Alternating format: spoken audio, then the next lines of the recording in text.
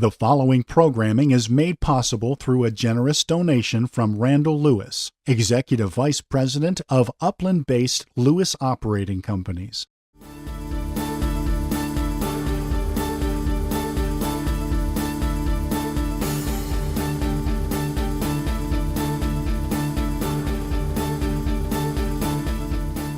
Welcome to a Randal Lewis seminar video. This is a series of looking at critical issues facing the inland region. And we have today a really excellent effort to try to understand a problem that faces this region and the state, that is the California housing crisis. The invitation to the seminar was California Housing Crisis, Is There a Legislative Solution? A person writing about this out of Sacramento for the Los Angeles Times is Leon Dillon. He in part has rephrased the question to say why the state does not fix the housing crisis. But I really want to welcome you to the Randal Lewis seminar and thank you for participating. Particularly impressed as we move not simply to describing bills, but explaining the kind of context and what they mean. But and you're a reporter for the LA Times. You've been there for 16 months. How about a little biography and a little bit about the way you approach journalism? Because I was struck in reading your stories. I felt like I knew something when I finished. Well, that's the point. So I'm glad, and thanks so much for having me. And so, yeah, I'm originally from the East Coast. I grew up in Philadelphia and went to college in Washington D.C. And I've worked at a number of newspapers and other media outlets around the country. I worked in Florida for a number of years and San Diego for 6 years, and I've been with the LA Times based out of Sacramento for 18 months. And the perspective that I take when I do my reporting is, I'm in the sort of changing media world where businesses and governments can sort of go direct to people with their information. The politician can tell you through Facebook or through Twitter or any number of means that their bill passed today, or the business can tell you what their earnings were, and they don't need to rely on journalists to do that anymore, right? And so what can I do, what can independent media do in that space? And in my opinion, is to do one of two things. One, it's to tell you what they don't want to tell you, so to do investigative reporting and uncover things. And the other part is to explain what the heck is going on. And so in my reporting, I try to get at either one of those two things. Well, as I read, you've been very effective in doing so. But maybe the first thing we should do is this question of the housing crisis. I mean, I always like, there's a kind of top-line thing, this medium home value, which this came from the Public Policy Institute of California, and for 2016, that for the country it was $188,000. For California, it's $468,000, a $300,000 difference in the median house from California to the country. But it's far more than that. Talk a little bit about what the housing crisis, what it represents, because it has a number of features. Yeah. So at its base, it's a supply and demand problem. I mean, you have significant demand for housing and not enough houses to meet that demand. Generally speaking, last year we did about 100,000 new houses were produced, and simply to keep pace with population growth in the state, we would need to produce 180,000 according to so it's an $80,000 gap. 80,000 unit gap, and were we to actually reduce the price of housing, that would involve building even more houses to make up for previous deficits. And so we're very, very far away from what we need to be doing to really take a bite out of this problem. And it's a problem for the middle class, it's a problem for low income, it's a problem in terms of homeless, it's a problem in terms of overcrowdedness, it's a problem of use of income. I mean, it has many features to it. I don't think there's anyone who's not touched by this problem. It's really everyone in the state in some way, shape, or form, if they live here, have a housing issue, and it affects so many different things. And so a good way to do it is to look at some of these sort of top-line stats and numbers. If you look at the official measure of poverty that the U.S. Census puts out, California ranks in the teens, right? But once you take into account cost of living, sort of a more sophisticated measure of poverty, and the largest driver in the cost of living is the cost of housing, California vaults to the top or the bottom, if you will, in the country about having the highest poverty rate. So 1 in 5 Californians are in poverty under that measure, and that's the highest rate in the country. We have 25% of the homeless population in the country, despite the fact that we're only 12% of the population. Lowest homeownership rate in California since World War II. Almost 2 million Californians paying more than half their income in rent, which is a remarkable figure. And we lose about $100 billion a year to the economy because of this housing crisis. And that's because people don't have as much disposable income as they would have otherwise if they were to pay less. And also through lost construction worker wages from the building not being as what it should be. Well, let's follow the question you asked. Why, given the crisis, why doesn't the state fix it? Right. And you sort of began this by talking about what groups are important and what groups make a difference in these kind of policy decisions. And I thought that was very helpful, the kind of lineup. Maybe you could identify the critical groups in Sacramento, which are central to this housing policy. Right. So I'll outline the groups, and then I'll explain sort of what their interests are. So you have obviously developers, those who build houses. You have realtors, those who sell houses. You have labor groups who are involved in the building of houses. You have affordable housing advocates who argue on behalf of low-income Californians, their housing. You have environmental groups who are very interested in where the housing goes. And then you have cities and counties who are responsible for making the decisions about housing, right? And in the abstract, all those groups, it's good to have more housing. More housing means more developer profit, means more houses to sell, means more tax revenue, means more jobs for construction workers, means in a lot of places good environmental policy. And so more housing growth is good for all those groups at the highest level. But once you get just below that, you see these inner fissures where all these groups fight. And so, for instance, developers want very few or the fewest possible costs. Right? So that means they resist environmental and labor standards that would raise those costs, which of course puts them in conflict with labor and environmental groups. Realtors obviously want more houses to sell, but they resist any sort of fees or anything that would sort of raise the price of those sorts of transactions, right? And so a number of the ideas that have been floated in Sacramento to increase funding or spending on low-income housing have involved those transaction fees, and realtors have generally fought pretty strong against them. Cities and counties, while they get tax revenue from housing, also have to be responsive to their communities, of course, right?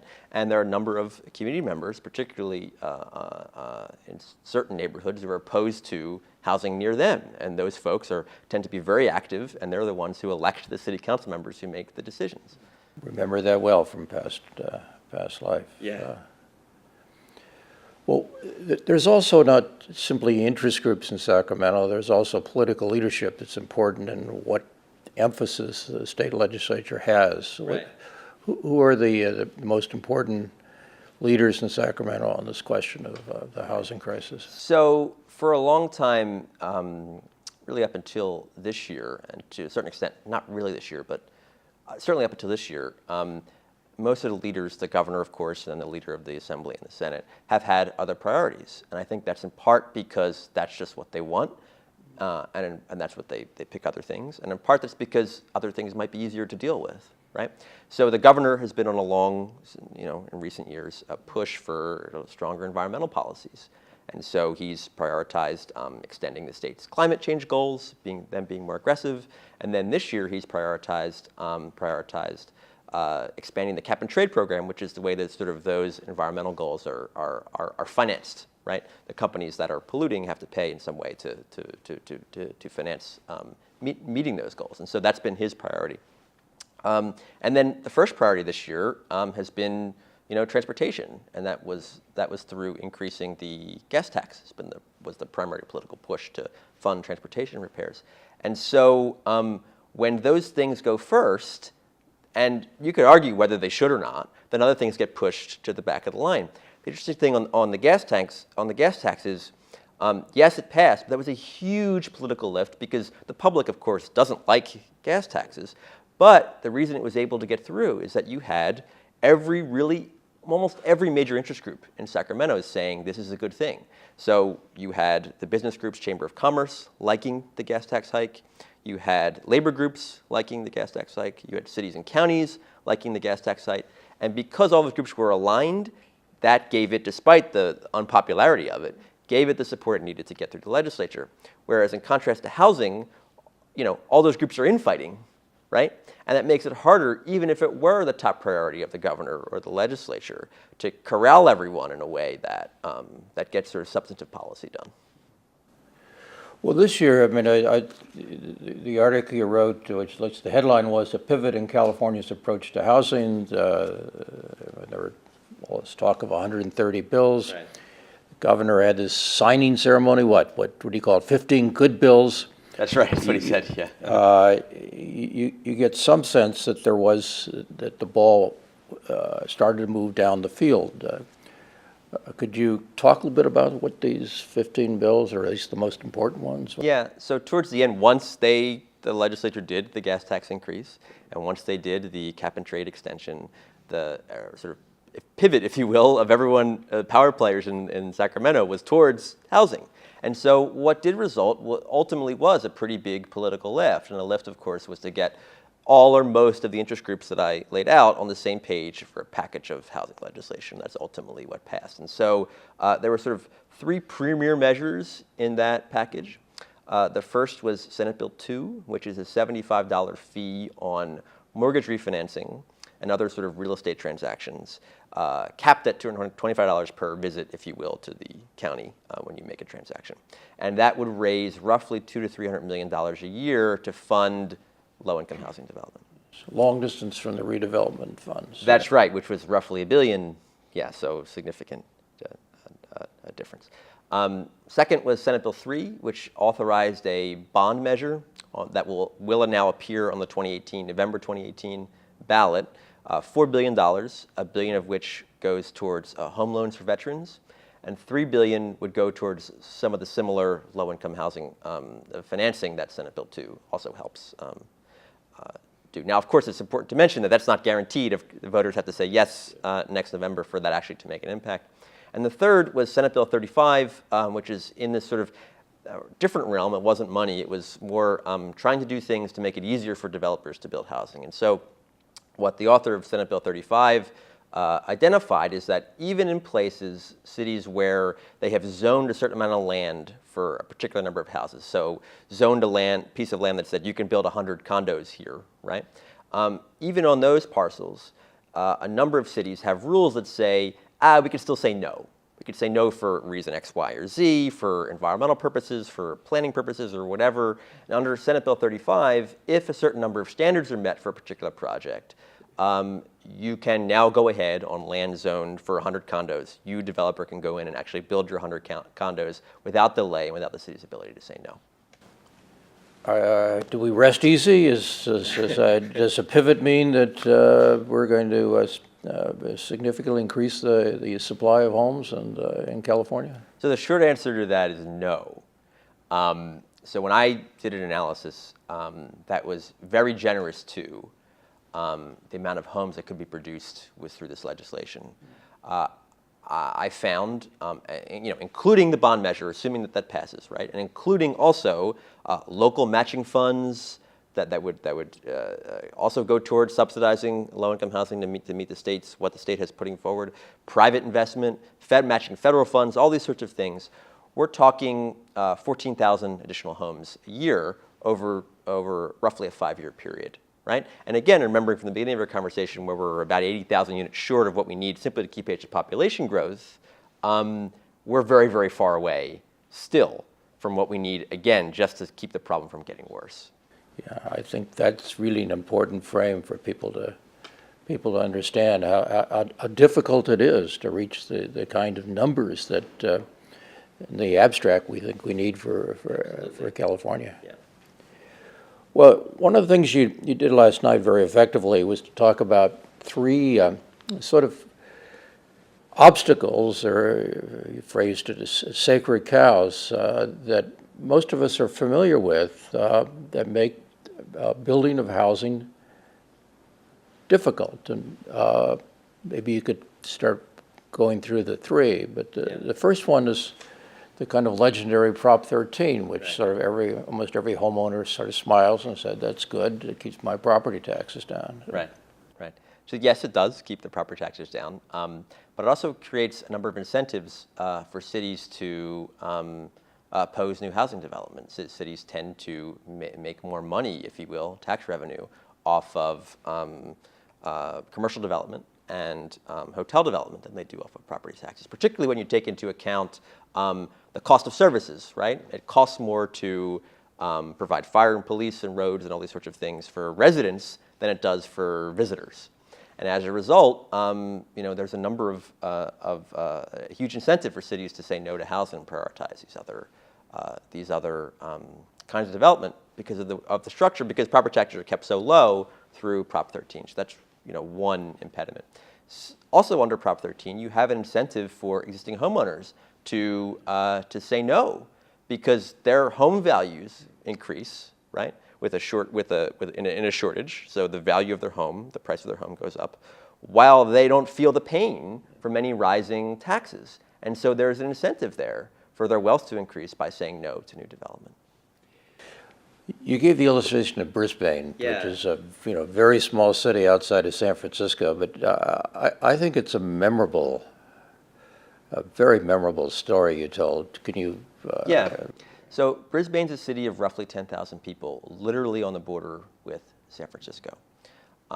There's a parcel of land that used to be a railroad site and a trash dump, so there are some legitimate environmental concerns about this particular piece of property. But it's a very large site, and there's a developer who's interested in building 4,500 homes on this property. And it's not just good to have that number of homes in a place where you have a severe housing shortage, but also the land is literally bisected by a Caltrain line, public transit. And so this is certainly environmentally friendly housing that the state has tried to incentivize, or tries to say this is what we need in order to meet our environmental goals in addition to our housing goals. And so in a lot of ways, this is the perfect, it's also vacant land, which is very rare of that size in the Bay Area, and you overlook the Bay. I mean, it's in so many ways perfect for meeting every goal that the state would need or want. So let's build it.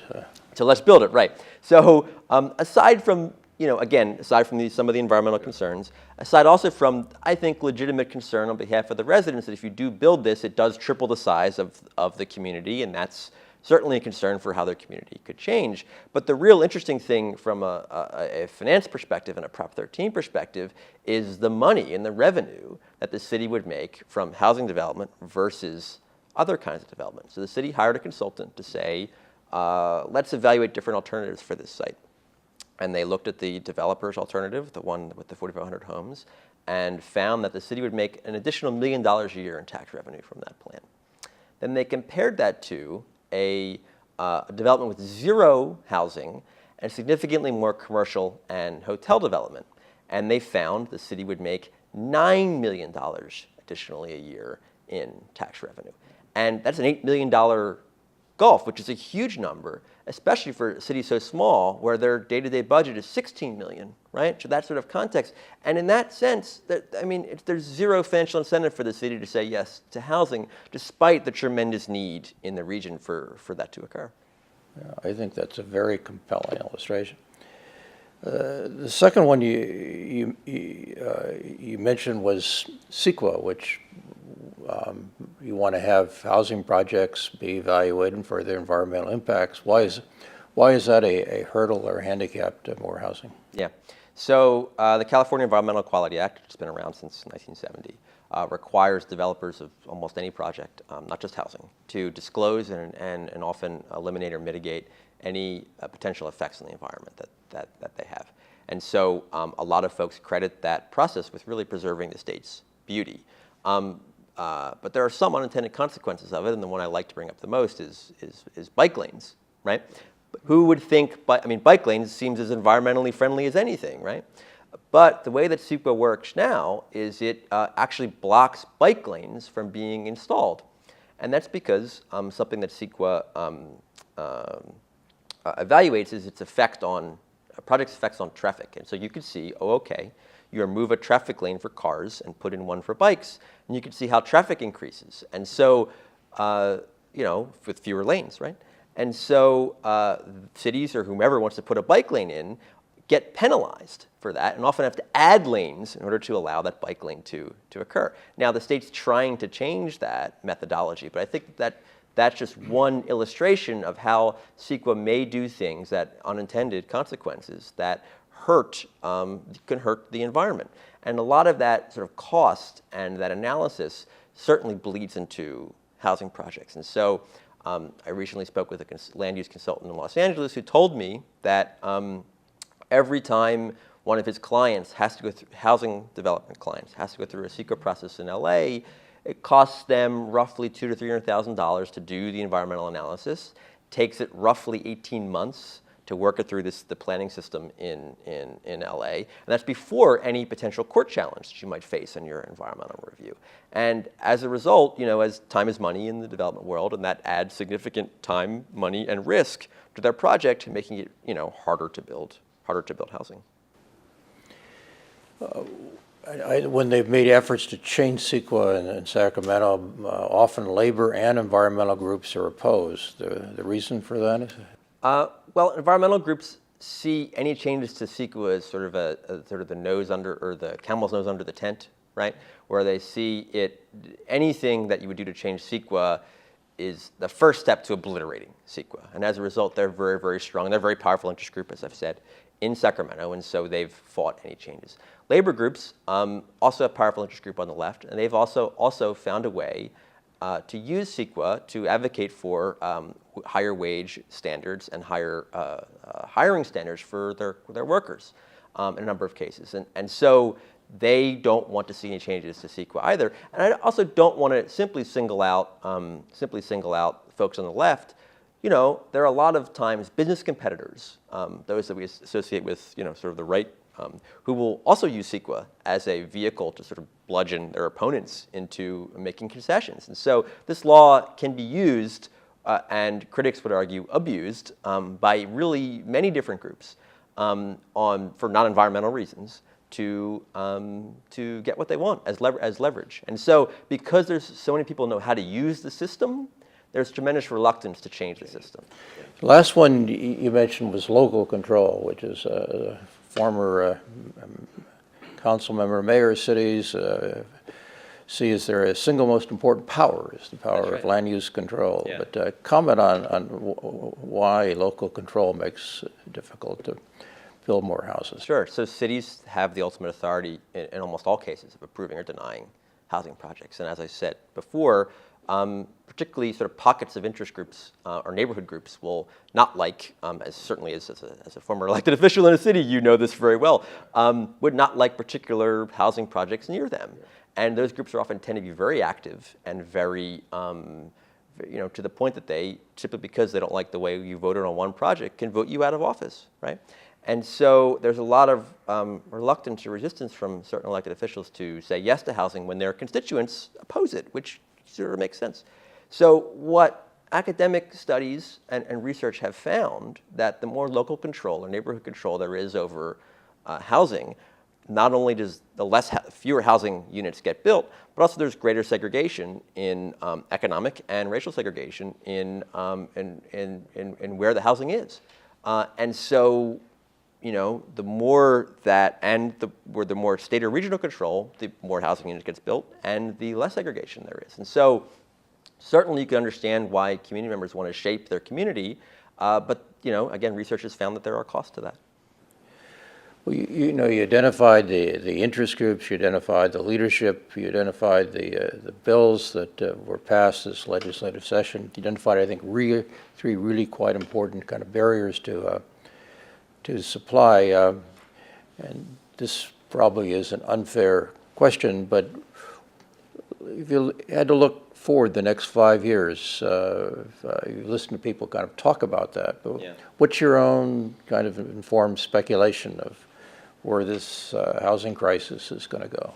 So I think maybe it's best to talk about that in the context of things to look out for, right?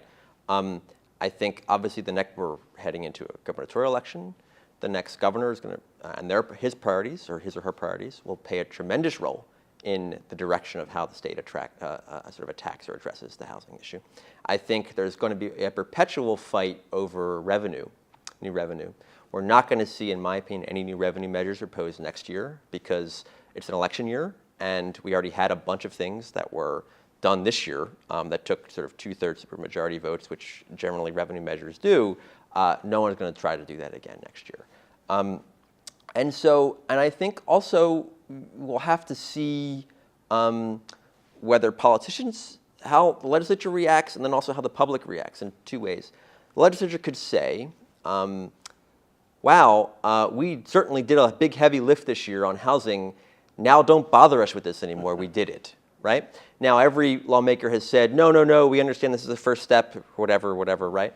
But we'll see when push comes to shove whether that's the tack that they'll take in the coming years. They may say things like, well, it will take time to see whether what we did works or not, right? Now, as the numbers show, it's not going to work, right? And so to me, that's a misplaced argument. But I can see why folks will say that or argue that, or particularly interest groups who sort of felt like they gave this year will say, well, wait a second, let's figure out how these things work before you want to come back and take another chunk of flesh from us, right? So there's that. And then the public, they'll see headlines in the LA Times and see headlines in other places that'll say, legislature does big deal on housing. Right. And then they'll look the next month and see their rent goes up again, right? Because as we've discussed, what's gotten done, while a big lift politically, policy-wise, is not going to make a difference in someone's rent. And so does the public, use that to put more pressure on their elected officials to do something, or do they simply get jaded and say, you Senator, you Assemblyman told me that you did something big on housing. Why is my rent continuing to go up? I'm not going to believe what you say anymore, right? And so how the politicians, the interest groups, and the public react to what's been done with continuing worsening, in my opinion, on what's going to happen on the ground. I think that's the real interesting nexus of things to look at going forward. Well, final, I appreciate the fact you're writing on housing, and that this has been, your stories have been important to me. But at the end of this seminar, you indicated that people want to contact you, and that this is not a one-off, you write one story and are going to disappear. And tell a little bit about how, if I was interested in at least seeing what you're doing or sending you a question, how do I do that? Yeah. So obviously the best way is to read me at the LA Times, so latimes.com, or pick up a newspaper. You can also find me. I'm very active on Twitter. My handle there is at my last name, Dillon, then my first name, Liam. You can email me at my first name, liam, my last name, Dillon, Dillon, at latimes.com. Also, we have a new podcast that we put out, a friend and I, also based in Sacramento, on housing issues, and that's every couple weeks now. How would I get access to that? So we're on iTunes, we're on Stitcher, and if you are, the name of the podcast is Gimme Shelter. So just like the Rolling Stones song, so you type that into your iTunes and search bar or any of these other podcast areas, and you should be able to find us. Well, we thank you for coming to the seminar. I think as we began this, the reason people were there is to try to understand what's happening in housing, and I think the framework you offered is very helpful, and as we try to understand and take positions. And so kudos to your work. Keep it up. We look forward to seeing more stories in the LA Times. Thanks very much. Thank you so much. The following programming is made possible through a generous donation from Randal Lewis, Executive Vice President of Upland-based Lewis Operating Companies.